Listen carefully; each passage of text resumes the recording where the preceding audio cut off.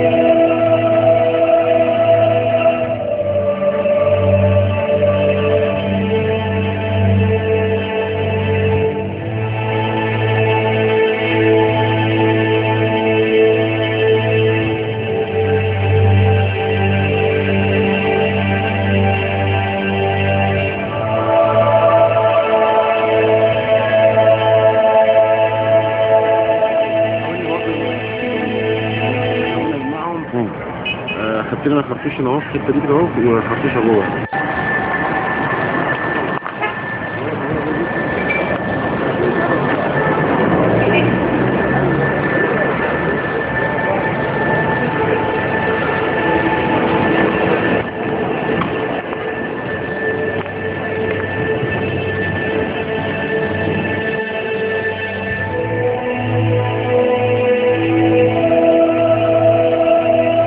نسمع شهادات شهود رعاية. اللي عمل نفس همسة عتاب لمحمد مرسي، لان ما عرفش كله في فضل بورسعيد والاهل بورسعيد. اهل بورسعيد طول عمرهم احرار، علموا الناس الثورات في العالم، خليه يتعلم.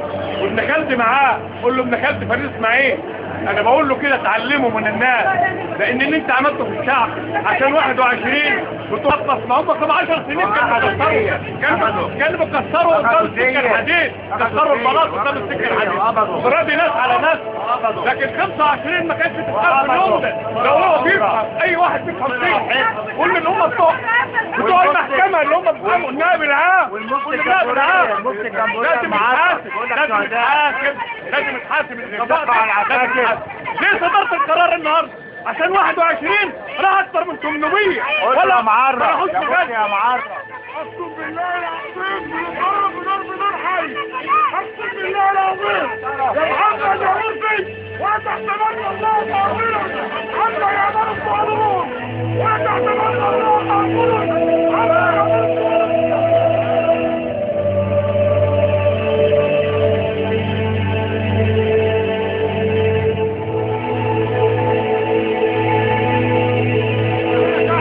قليل صغير، لا بورسعيد كبيرة بقى أهلها، بشبابها بجلالها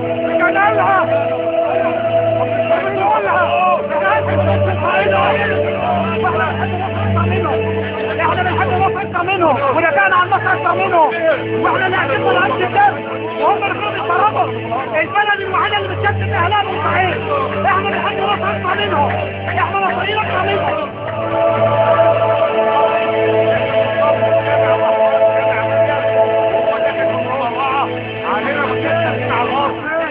وده ضرب عربيتين هناك هو كان في واحد متكسين على الارض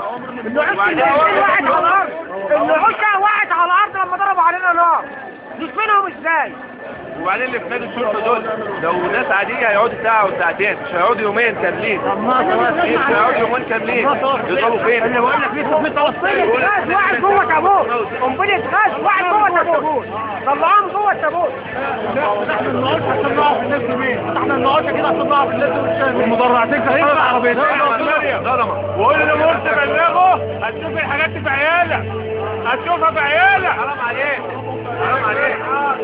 اكتر من 1000 ويقول لك الشرطه ما ضربتش والشرطه ما ضربتش ولا ضربت حاجه اطلع بورسعيد بقى بورسعيد عملت له ايه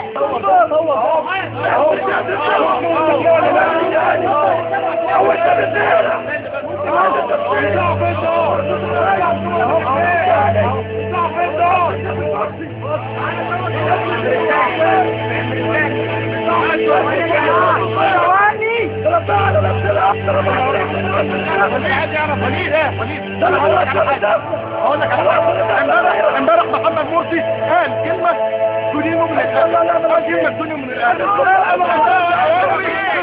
فإذا عادوا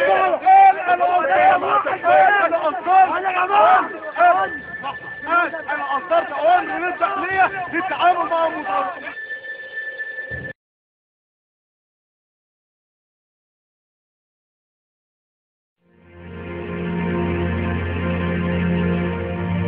رواية حاسس في عينيه باليوم اللي ما مات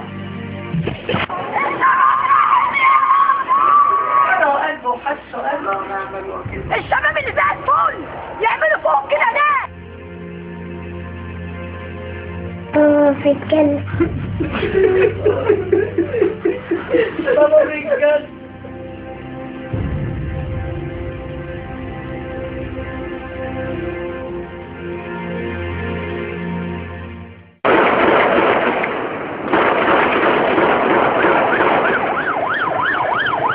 ليه عماله تموت كل يوم؟ احنا كل يوم اهالي بورسعيد بنوصل بعضنا لحد الجبانه ومش شايفين مسؤول طلع يعزانا ولا طلع يتكلم في حق البلد ولا طلع واقف ضرب النار اللي عمال بيحصل دوت والظباط عماله بتضرب فينا بقالهم 3 ايام لحد دلوقتي. احنا عايزين نعرف هم بيضربوا فينا ليه؟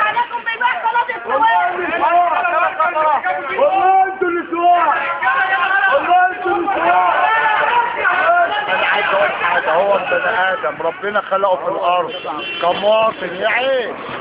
انا مش حاسس ان انا مواطن او بني ادم ربنا خلقني وليا حق الادمي او كرامه اي كرامه. الانسان ما هوش انسان. رجع الاستبداد والظلم لكننا لسه في النظام البائد. من النهارده بورسعيد مش هتموت، بورسعيد هتفضل يا رئيس مرسي، بورسعيد هتفضل يا حزب الحريه والعداله، بورسعيد هتفضل صامده قدام الدنيا كلها يا اخواني يا مسلمين.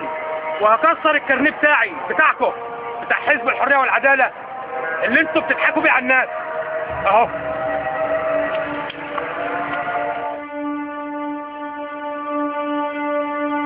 انا بقول الرئيس محمد مرسي بالنسبه لبورسعيد انت بتكرهها انت وميليشياتك، لان احنا كل يوم بنتضرب بالرصاص وكل يوم بنودي شهداء الجبانه بقالنا 3 ايام كل يوم بنوديهم الجبانه. انت عايز من بورسعيد دي ايه؟ بورسعيد دي بالذات عايز منها ايه؟ انت وصلتنا للكراهيه بالنسبه للوطن كله. احنا مش عايزين وطن، احنا عايزين دوله مستقله بورسعيد. عايزك بس تعدي من قدام وسط العرب ونشوف المنظر هناك ايه. والعربيه دي بتاعتي ذنبها دي دلوقتي تولع كده اهو. اخد حقي من مرسي. عملاء فلوس من امريكا ياخدوا الفلوس ويبقى الناس البلطجيه. بورسعيد مش كده، بورسعيد مش كده ابدا. شفت عارفه مين اللي قتل اللي بتوع الكوره المصري ما يقتلوش. احنا عارفين 3-0.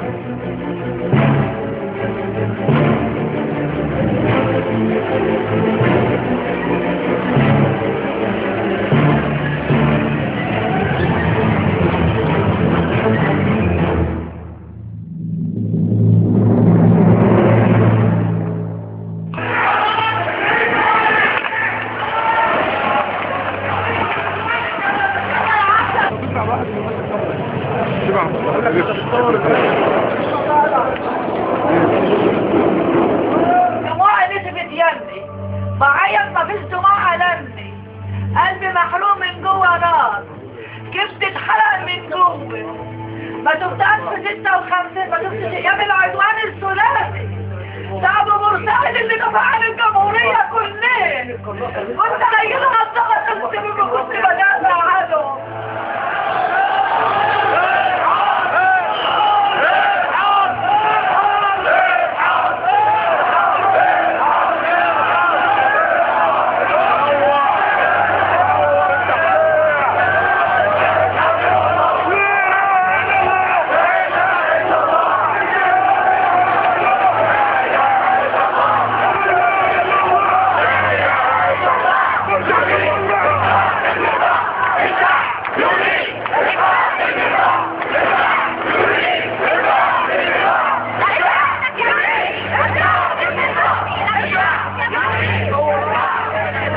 ربنا 4 طلقات عشان واحد بينقذ واحد.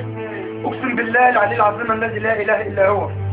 يا وليد انت لو بلطجي او انت راح تعمل عمل شغل او انت راح تعمل اي حاجه من دي، اقسم بالله اهلي سامحوني والناس اللي قاعده تسمعني سامحوني بالله. انا ما هجازف بحياتي ولا اسيب بيتي ولا اسيب عيالي ولا اعمل اي حاجه من دي. مش عارف. يحظر التجوال في نطاق محافظات بورسعيد والسويس والإسماعيلية طوال مدة إعلان حالة الطوارئ من الساعة 9 مساء وحتى الساعة 6 من صباح اليوم التالي. الإسماعيلية، بورسعيد، السويس للصبح سهرانة، وحالة بقى بورسعيد ولا إسماعيلية كلها سهرانة للصبح، وعايزين موتونا كلنا.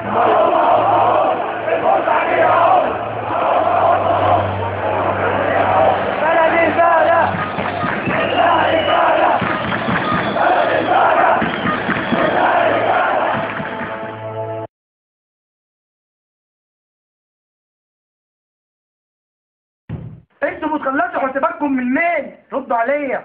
انتوا بتخلصوا حساباتكم من مين؟ من وليد؟ بتخلصوا حساباتكم من وليد ولا من مين؟ لسه حد يرد عليا. انا ولا بنتبه تبع حزب ولا انا تبع جماعه ولا انا بلبس اقنعه ولا انا. احنا اغلى من الغلب، احنا بنجري على اكل العيش عشان خاطر عيالنا، عشان خاطر اهالينا، وعشان خاطر واحده زي اللي قاعده ديت. ليه كل اللي بيحصل ده؟ ليه كل اللي بيحصل ده؟ طفل زي ده ذنبه ايه؟ ده ذنبه ايه لما يتيتم من ابوه؟ ده ذنبه ايه لما يتيتم من ابوه؟ لما يسأل على ابوه الوقت ده يقول له ايه؟ هيقول له ايه؟ جيت من الشرق وراح بينتدي واحد الفترة الجاية بيقول له حاسب، بيزقه كده في الصراحة الجاية كتفه هو. لا مات دقيقتين بيقول لك اثنين ولا ايه متعور وبعدين مات.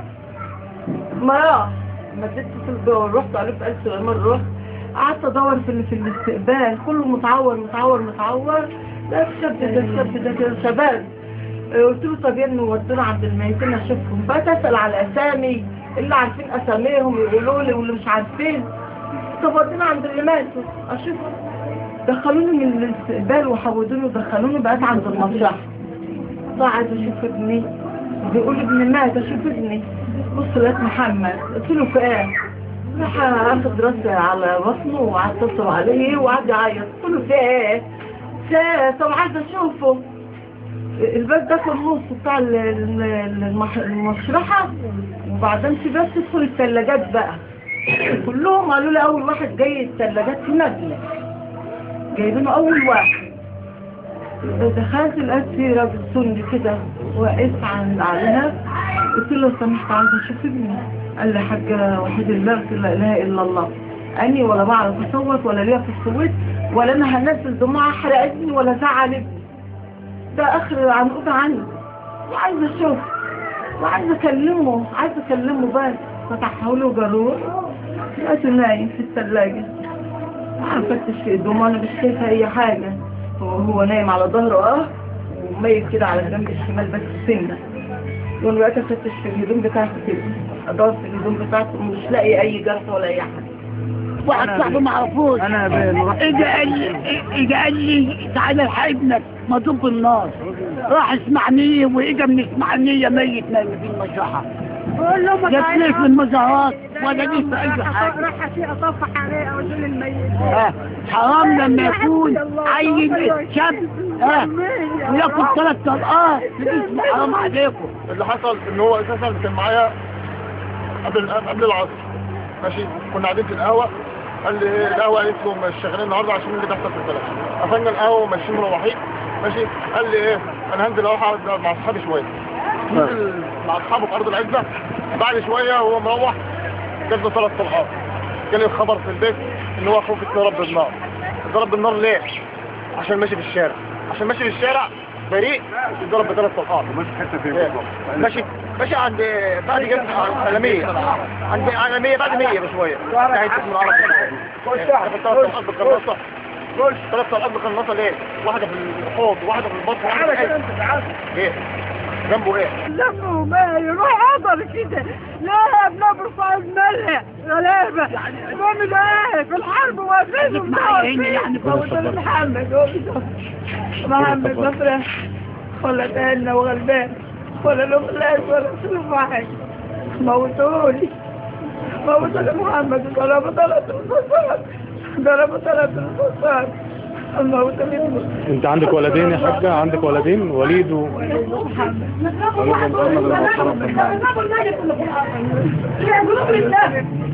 وضعيت يا وليد، وضعيت موتوا حسبنا الله ونعم الوكيل فيه. يا سعيد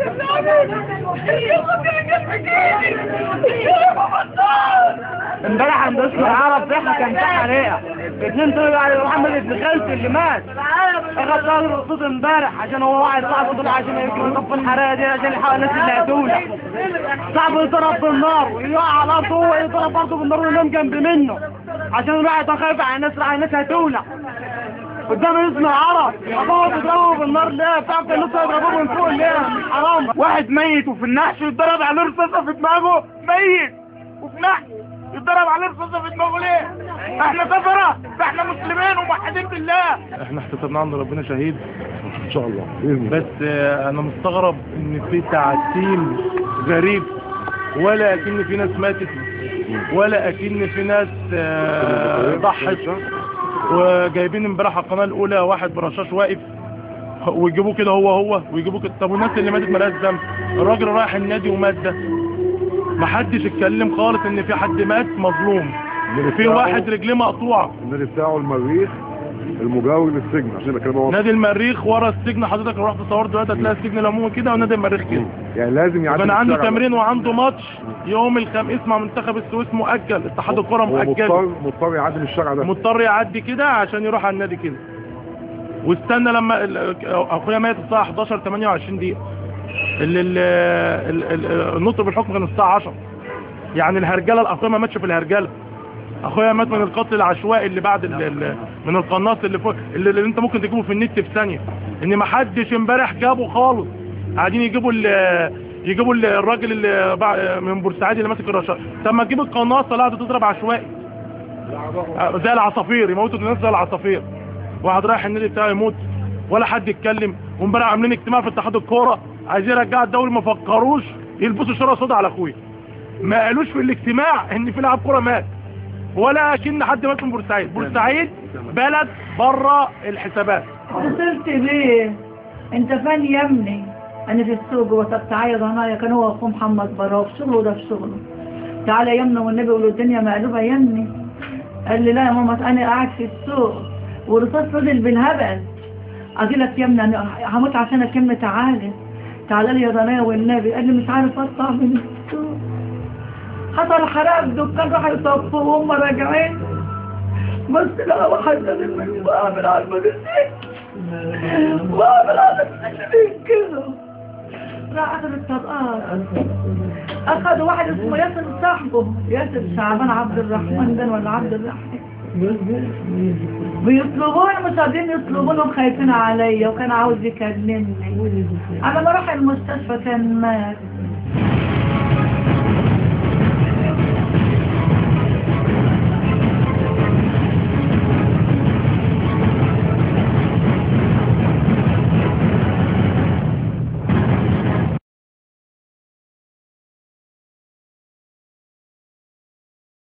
الدم المصري حرام. أنا معي على الهاتف من بورسعيد، وقد تكون هذه المداخلة الأخيرة، والدة المتهم المحكوم أو المحال أوراقه إلى فضيلة المفتي، واللي ينتظر حكما بالإعدام إذا أقر فضيلة المفتي حكم القاضي. وده كان الثاني طبعا، مش الأولاني اللي قال إن هو بيشتغل في الأوقاف وإنه إمام مسجد، كان الثاني.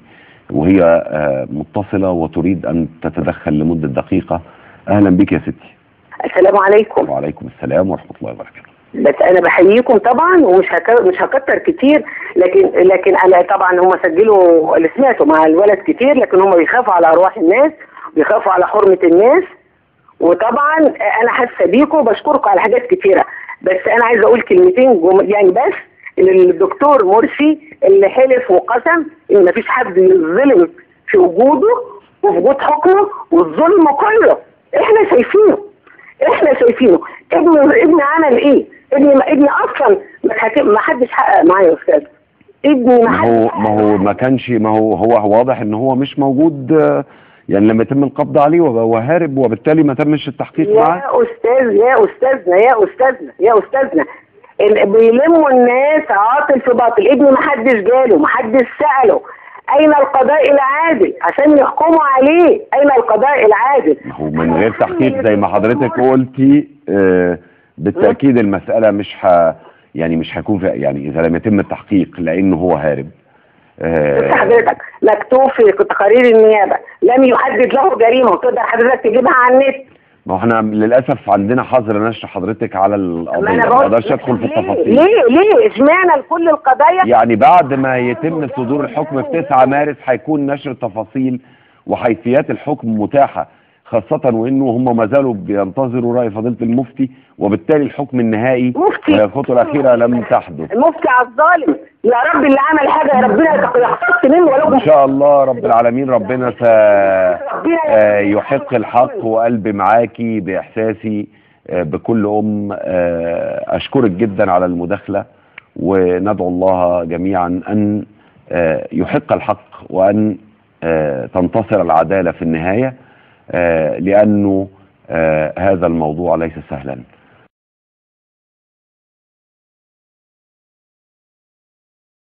أنا أحد المتهمين في القضية الهاربين.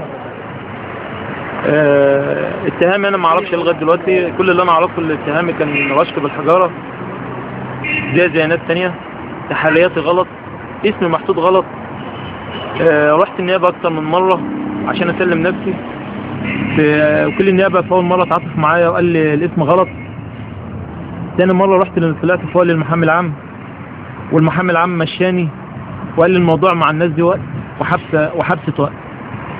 مع باب العلم للمحامي بتاعي اصلا الشخصي قال لي ما تقولش الكلام ده، يعني ما تقولش للمحامي العام مشاني، عشان طبعا انا كنت طالع بشوك كتيرة وناس كتيرة، والمحامي العام قال لي انت شكلك جاي غلط، والناس المحبوسة دي محبوسة مسألة وقت عشان تهدي الرأي العام.